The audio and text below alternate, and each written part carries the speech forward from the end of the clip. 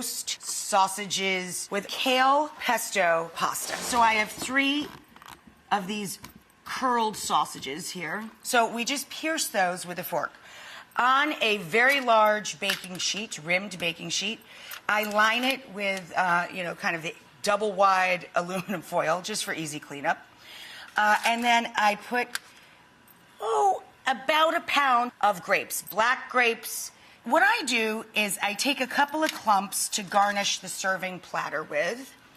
And the rest of the grapes I pull off because, of course, when you go to eat this dish, you're going to have to remove them from the vine, right? I start with 2 large bulbs of fennel. In this case, I actually leave the core attached and slice it into thin wedges. For the garlic, all I do is take large bulbs and expose all of the garlic. You keep the root end intact. The oven is pretty hot. It's on 425, 450. You want it way up there. And I like to roast it 1 rack above center. So let's dress this first with rosemary. No need to chop it. Just scatter it around the tray. And we're going to season with salt and pepper, of course. Then we're going to take good olive oil. Really douse the roasted garlic especially. Make sure it's evenly coated with the olive oil. And then we'll just pop these guys right on top. And all of those juices will run out. We've pierced the casing and all over the stuff underneath. I know, it's crazy. So a little drizzle of oil on the casing as well. And then aged balsamic. So you want it to be thick and have a lot, it should look like syrup. And we'll put a little more on when this comes out of the oven as well. And away we go into the oven.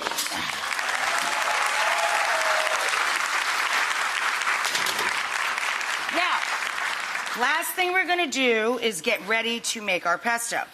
So we're gonna take a big bunch of flat Tuscan kale, put it into some boiling salted water, and then we're going to cold shock it here.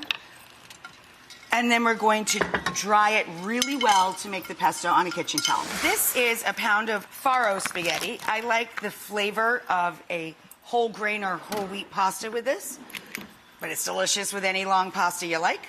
And this is in the same water that I blanched the kale in. Just put the kale in there for 30 seconds. Well salted water because we're going to use it as an ingredient to marry the sauce to the pasta. Down here, I have, a fat handful each.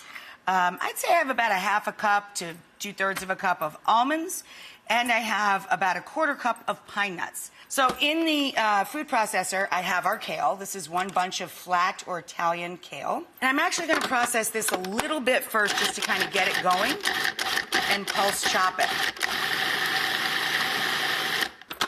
There we go. Now we can add our other flavor layers. Crushed red pepper, good fat pinch, couple cloves of crushed garlic, the juice of 1 lemon squeezing with the cut side up, and then we're going to add about a 1/2 cup of that really good fruity, rich olive oil, and some pecorino romano. You have a lot of choices with this. This could easily be hazelnuts and walnuts, delicious together. This is what I had in the pantry.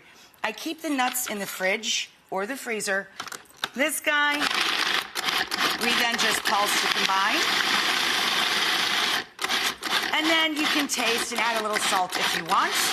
So here's our kale pesto style sauce. My mom, whenever she tossed pasta when I was a girl, would always put a few dabs of butter in with the hot pasta, so we did that over the break.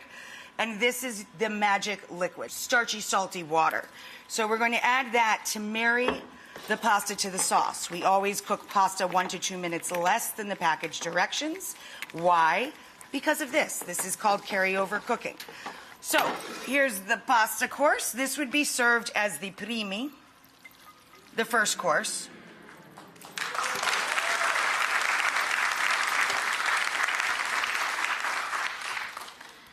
And then the second course would be our beautiful, easy tray bake. Right before you serve, just squish that roast garlic in there. Lay a bed of the shallots and the fennel. Pop the roast sausages onto there. And then you just douse the juice